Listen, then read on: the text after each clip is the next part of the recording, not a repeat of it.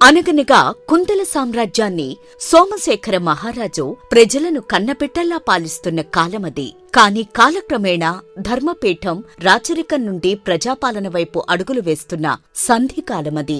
మహారాజు సింహాసనంపై కూర్చుని దీర్ఘాలోచనలో ఉంటాడు. అప్పుడే మహామంత్రి ప్రవేశిస్తాడు. మంత్రి, మన సామ్రాజ్యం సుభిక్షంగా ఉంది. ప్రజలందరూ సుఖంగా ఉన్నారని నా నమ్మకం. కాని నా మనసు మాత్రం ఏదో తెలియని అలజడితో నిండి ఉంది. ఎందుకోసం చింతిస్తున్నారు మహారాజా? రాజ్యం గురించి కాదు మంత్రి, నా కుమారుడు విక్రముడు గురించి. వాడు తన బాధ్యతలను విస్మరించి విలాసాలకు బానిసవుతున్నాడని నా భయం. ప్రజలు అతని గురించి ఏమనుకుంటున్నారు? అది యువరాజు కదా ప్రభు, కొంచెం చురుకుదనం ఎక్కువ. అర్థం చేసుకుంటాడులేండి మహారాజా. మంత్రి మాట దాటవేస్తున్నాడని రాజుకు అర్థమవుతుంది. కాని మౌనంగా ఉంటాడు. అలా ఉండగా ఒక ఊళ్ళో ఒకరోజు కొందరు పేద రైతులు, కూలీలు భయంతో నిలబడి ఉంటారు. యువరాజు విక్రమసేనుడు తన అనుచరులతో ప్రవేశిస్తాడు. హే, ఈ మాసానికి సంబంధించిన శిస్తేది? ఈసారి పన్ను రెట్టింపు అని చెప్పాను కదా. యువరాజా, క్షమించండయ్యా, వర్షాలు లేక పంటలు పండలేదు. ఇప్పటికే మహారాజు గారికి కట్టాల్సిన పన్ను చెల్లించాం. మళ్ళీ అదనంగా అంటే మేము పిల్లా పాపలతో ఆకలితో సావాల్సి వస్తుందయ్యా. మీరెలాగైనా చావండి, పన్ను కట్టాల్సిందే. ఎవరి దగ్గర ఎంతుందో బయటికి తీయండి. యువరాజా, ఇప్పటివరకు వసూలు చేసింది దాదాపుగా సరిపోతుంది. ఇంకా రాజుగారికి తెలిసేలోపు ఈ కార్యక్రమం ఆపితే మనకు క్షేమం అనిపిస్తుందయ్యా. లేదు లేదు, కొత్తగా నిర్మిస్తున్న మన విలాస మందిరానికి నిధులు ఇంకా కావాలి. నా తండ్రికి తెలిస్తే ధర్మం అంటూ ఉపన్యాసాలిస్తాడు. అందుకే ఆయనకు తెలియకుండానే ఈ వసూలు జరగాలి. అయ్యా, ఇది అన్యాయం అయ్యా. మహారాజు గారికి తెలిస్తే ఊరుకోరయ్యా. కాబోయే మహారాజుని నేనేరా. రేపు ఆ సింహాసనం నాదే. నా మాట వినకపోతే మీ ఇళ్లు తగలబెట్టిస్తాను. భట్లారా, వీళ్ల దగ్గర ఉన్నదంతా లాక్కోండి. దూరం నుండి ఇదంతా గమనిస్తున్న మంత్రి ఒక భటుడితో మాట్లాడుతూ ఉంటాడు. చూశావా, యువరాజు చేస్తున్న ఆగడాలు రోజురోజుకు మితిమీరిపోతున్నాయి. మరి మహారాజు గారికి ఈ విషయం ఎందుకు చెప్పరు మంత్రివర్యా? ఎలా చెప్పమంటావయ్యా? పుత్రవాత్సల్యంతో ఉన్న మన మహారాజుకు ఈ నిజం చెబితే ఆయన గుండె ఆగిపోతుంది. కాని అధర్మం ఎక్కువ కాలం సాగదు. ఏదో ఒకరోజు రాజుగారికి ఈ విషయం తెలియక తప్పదు. ఒకరోజు మహారాజు తన మందిరంలో కొడుకుతో ఇలా అంటాడు. విక్రమ, విందులు వినోదాల కోసం ప్రజల కన్నీళ్లు చూడకూడదయ్యా. తండ్రిగారు, మీరేమంటున్నారో నాకు అర్థం కావటం లేదు. ఎవరో నా మీద లేనిపోని అబద్ధాలు చెప్పి మీ మనసు చెరిపేసుంటారు. నిన్న నీ అరాచకాలను కళ్ళారా చూశాను. శిస్తు పేరుతో నువ్వు పేద రైతులను కొట్టడం, వారి కడుపు కొట్టి విలాస మందిరాలు కట్టడం, ఇదా నేను నీకు నేర్పిన రాజధర్మం? తండ్రిగారు, నేను మీ కుమారుణ్ణి. భవిష్యత్తులో ఈ రాజ్యానికి కాబోయే రాజుని. నా విలాసాల కోసం ప్రజలు కొంచెం కష్టపడితే తప్పేంటి? నేను రాజును కాబోతున్నాను. నాకా అధికారం ఉంది. నీకు ఆ అర్హత లేదు విక్రమ. రాజు అంటే ప్రజల సేవకుడు, పీడకుడు కాదు. అధికారం అనేది ప్రజలను రక్షించడానికి, భక్షించడానికి కాదు. ప్రజల కన్నీరు చూసి కూడా నిన్ను క్షమిస్తే ఈ ధర్మపీఠానికి అవమానం చేసినట్టే. మహారాజా, యువరాజు కదా, ఏదో చిన్నతనం వల్ల తెలియక చేశాడు. ఈ ఒక్కసారికి క్షమించండి ప్రభు. లేదు లేదు మంత్రిగారు, తప్పు చేసినవాడు నా కొడుకైనా సరే శిక్ష అనుభవించాల్సింది. విక్రమ, నువ్వు వసూలు చేసిన ప్రతి పైసా వడ్డీతో సహా ప్రజలకు తిరిగి చెల్లించాలి. తండ్రిగారు, నన్ను క్షమించండి. నాకు అహంకారంతో కళ్ళు మూసుకుపోయాయి. క్షమాపణ నన్ను కాదు, ఆ ప్రజలను అడుగు. రేపటి నుండి నువ్వు రాజభోగాలు వదిలి ఒక సామాన్యుడిలా పొలాల్లో పనిచెయ్యాలి. అప్పుడే నీకు శ్రమ విలువ, ఆకలి విలువ తెలుస్తుంది. ఇది నా ఆజ్ఞ.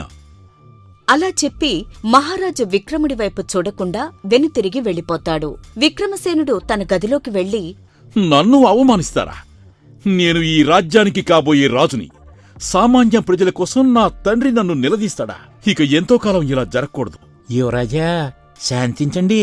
మహారాజు గారు ధర్మం కోసం అలా అన్నారేమో. ధర్మమా? ఏం ధర్మం? నా అధికారాన్ని కాదనే ధర్మమా? కన్న కొడుకుని పరాయివాళ్లా చూసే ధర్మమా? ఆయనకు ప్రజాకాంక్ష ఎక్కువైపోయింది. ముందు అది ఆపాలి. కాని ఆయన మిమ్మల్ని సామాన్యుడిలా బతకమని ఆజ్ఞాపించారు కదా. సామాన్యుడిలా బ్రతకడవా? విక్రముడు ఎవరికీ తలవంచడు. నాకు అధికారం కావాలి. నన్ను శిక్షించాలని చూసిన మహారాజు ఇక ఉండకూడదు. యువరాజా, కాని ఎంతైనా ఆయన మీ తండ్రి గారు. అది ద్రోహం అవుతుంది కదయ్యా. ఏమనుకున్నా సరే ఈ కుంతల సింహాసనం నాది. భయం లేని చోట భక్తి ఉండకూడదు. రేపటి నుండి ఈ రాజ్యంలో నా మాటే వినిపించాలి. నాన్నగారు నాలోని రాక్షసుని నిద్రలేపారు. నేనేంటో చూపిస్తాను. చీకటి పడిన సమయం. విక్రముడు తన నమ్మకస్తులైన కొందరు భటులతో రహస్యంగా మాట్లాడుతూ ఉంటాడు. అతని ముఖంలో పశ్చాత్తాపం లేదు, కేవలం కపటత్వం కనిపిస్తుంది. అంతా సిద్ధమేనా? ప్రజలకు మంత్రులకు ఏమాత్రం అనుమానం రాకూడదు. చిత్తం యువరాజా, మీరు చెప్పినట్టే జరుగుతుంది. మరుసటి రోజు విక్రముడు కొందరితో సమావేశంలో ఉండగా మహామంత్రి బాధగా కన్నీళ్లతో ప్రవేశిస్తాడు. యువరాజా, ఎంతో ఘోరం జరిగిపోయింది. మహారాజుగారు మనల్ని వదిలి వెళ్ళిపోయారు. నిన్నటి వరకు ఆరోగ్యంగా ఉన్నవారు హఠాత్తుగా ఇలా అనారోగ్యంతో మరణించడం నమ్మలేకపోతున్నాను. అయ్యో, తండ్రిగారు నన్ను వదిలి వెళ్ళిపోయారా? గత కొంతకాలంగా మానసికంగా బాధపడుతున్నారు మా తండ్రిగారు. అందుకే ఈ అనారోగ్యం ఆయన్ని బలి చేసుకునుంటుంది. మహామంత్రి, వెంటనే చాటింపు వేయించండి. మహారాజు సోమశేఖరుల వారు అనారోగ్యంతో స్వర్గస్థులయ్యారని ప్రజలందరూ వచ్చి తమ ప్రీతమ రాజును ఆఖరిసారి దర్శించుకోవచ్చని తెలియచేయండి. చిత్తం, అలాగే యువరాజా. ఇందు మూలంగా 50 మంది రాజ్య ప్రజలకు తెలియజేయనది ఏమనగా, అనారోగ్యం వల్ల మన సోమశేఖర మహారాజు గారు కాలం చేశారు. కావున ప్రజలందరూ వచ్చి చివరి చూపు కొరకు దర్శించుకోవలసిందిగా కోరడమైనదహో. ఆ రోజు మహారాజు పార్థివ దేహం చుట్టూ ప్రజలు మంత్రులు అందరూ ఏడుస్తూ ఉంటారు. విక్రమసేనుడు నటిస్తూ ఉంటాడు. మహారాజు సోమశేఖరుడి అంతిమ సంస్కారాలు పూర్తవుతాయి. ప్రజలు, మంత్రులు, సైనికులు అందరితో ఆ వాతావరణమంతా నిశ్శబ్దంగా భారంగా ఉంటుంది. అప్పుడే విక్రముడు నెమ్మదిగా ముందుకొచ్చి, కుంతల రాజ్య ప్రజలారా, మంత్రులారా, నా తండ్రిగారు, మీ మహారాజుగారు ఇక లేరన్నది చేదు నిజం.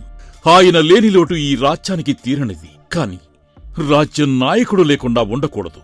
సంప్రదాయం ప్రకారం మహారాజు తర్వాత ఆ సింహాసనాన్ని అధిష్ఠించే అర్హత కుమారుడైన నాకే ఉంది. ప్రజలు, మంత్రులు అందరూ ఒకరి ముఖం ఒకరు చూసుకుంటారు. యువరాజా, మహారాజు గారి దశదిన కర్మలు కూడా పూర్తి కాలేదు. రాజ్యంలో శోకం ఇంకా పోలేదు. పట్టాభిషేకం గురించి మాట్లాడటానికి ఇది సరైన సమయం కాదు. కొంచెం ఓపిక పట్టండి. ఓపిక పట్టడమా? ఎవరికోసం? సింహాసనం ఖాళీగా ఉంటే శత్రువులు దాడి చేస్తారు. పైగా నా తండ్రి మరణించే ముందు నన్ను పిలిచి బాధ్యతలు స్వీకరించమని చెప్పారు. అందుకే ఈ క్షణం నుండే నేను కుంతల సామ్రాజ్యానికి మహారాజుగా నన్ను నేను ప్రకటించుకుంటున్నాను. భటులారా, రేపు ఉదయమే పట్టాభిషేకానికి ఏర్పాట్లు చేయండి. ఇకపై నా మాటే శాసనం. విక్రముడి మాటలకి సభికులు కళ్లల్లో భయం కనిపిస్తుంది. విక్రముడు గర్వంగా నవ్వుతూ సభ నుండి వెళ్ళిపోతాడు. సభ ముగుస్తుంది. మనదాయిగల మహారాజు వెళ్ళిపోయి ఒక క్రూరుడి చేతిలో మనం సిక్కుకున్నామా? దేవుడా, మాకింకేం కష్టాలు రానున్నాయో ఏటో, నువ్వే కాపాడాలి దేవుడా. అవును పెద్దాయన, మహారాజు ఇంతకాలం మనల్ని కాపాడుకుంటూ వచ్చాడు. కానీ ఈయన మనల్ని పీడించే రాక్షసుడు. ఇంకా ఎంతకాలం మనం ఈ నరకం అనుభవించాలో ఏమో. ఒరే నాయనా, మెల్లగా మాట్లాడరా బాబు. యువరాజు వేగులు ఎక్కడో చోట ఇంటూనే ఉంటారు. తెలిస్తే నీ తల తీసేస్తారు. ఆయన దగ్గర అధికారం ఉంది. మనం సామాన్యులు ఏడ్చేయగలం. విక్రముడు సింహాసనంపై విలాసంగా కూర్చుని ఉంటాడు. మంత్రి శివదత్తుడు పక్కనే నిలబడి ఉంటాడు. ఏంటి మహామంత్రి, ప్రజల్లో ఏదో అలజడి మొదలైందంట? మహారాజా, ప్రజలు కష్టాల్లో ఉన్నారు. వారు కోరుతున్నది కేవలం అధిక పన్నుల తగ్గింపు, పేదవారికి తగిన సహాయం మాత్రమే. కాబట్టి మీరు కాస్త దయ చూపితే. దయా? నా నిఘంటువులు ఆ పదమే లేదు. నా దగ్గర 1000 మంది సైన్యం ఉంది. ఎవడైనా నోరెత్తితే వాడి నాలుక కోసేయండి.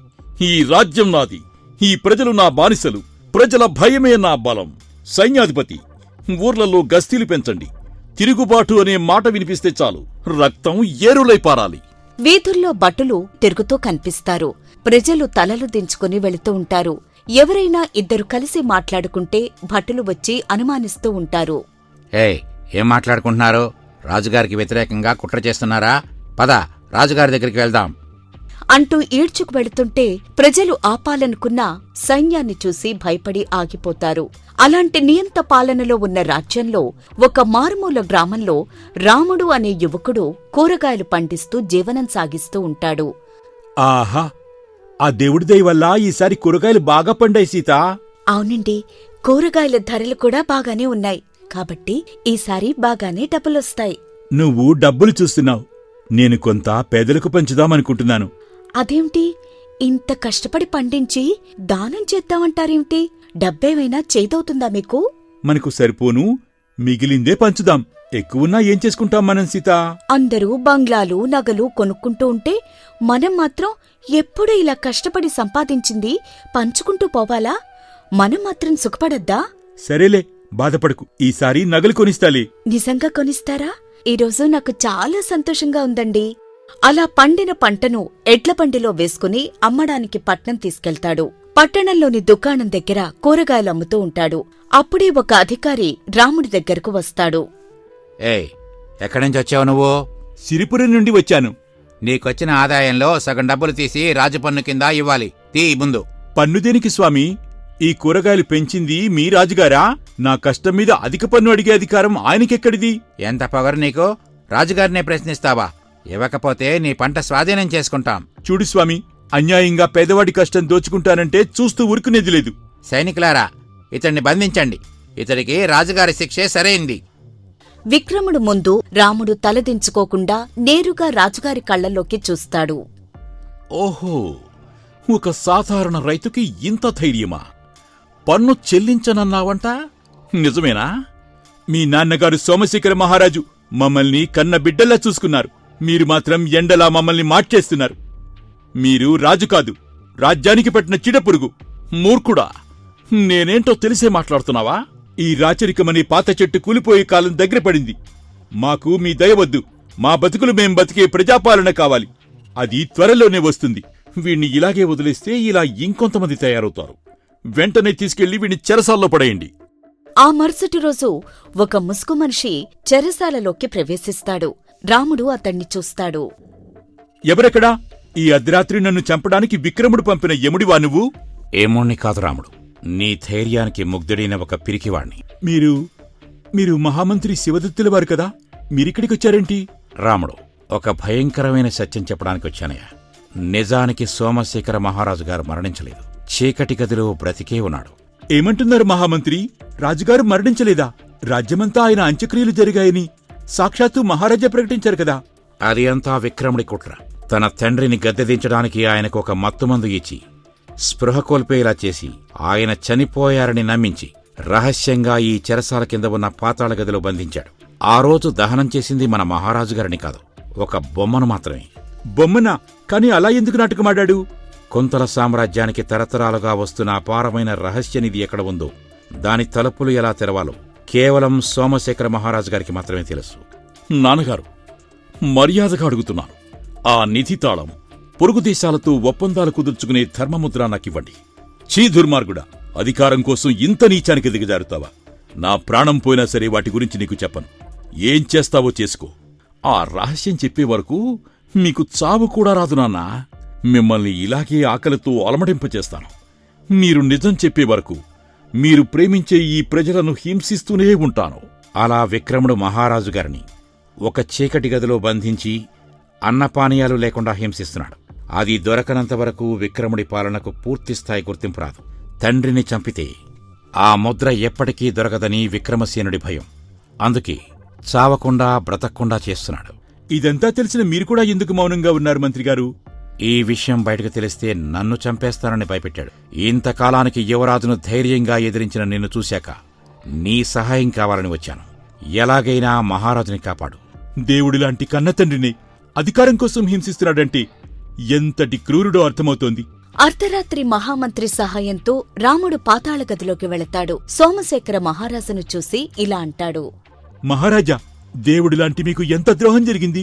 ఎవరయ్యా నువ్వు? నా కొడుకు పంపిన తలారివా? నన్ను ఇప్పుడే అంతం చేయి. కాదు ప్రభు, మీ రాజ్యంలో అన్యాయాన్ని ఎదిరించినందుకు ఇక్కడికి వచ్చాను.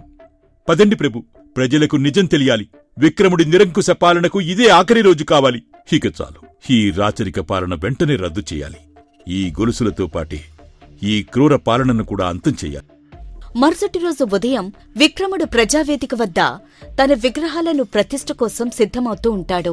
ప్రజలంతా ఆసీనులై ఉంటారు. అప్పుడే ఒక్కసారిగా భేరీ మోగుతుంది. రాముడు, అతని వెనుక సోమశేఖర మహారాజు, మహామంత్రి ప్రవేశిస్తారు. ప్రజలు ఒక్కసారిగా నిర్ఘాంతపోతారు.